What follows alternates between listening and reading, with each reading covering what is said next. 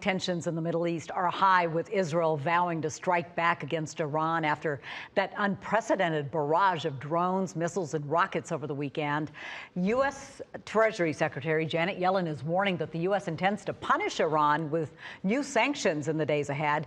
That could target Iran's oil industry, and then that could possibly have an impact on what we're paying at the pump. Israel is not sharing its plans with the U.S., but a senior U.S. official tells CBS News that some within the Biden administration do expect Israel to conduct a limited strike inside Iran in response.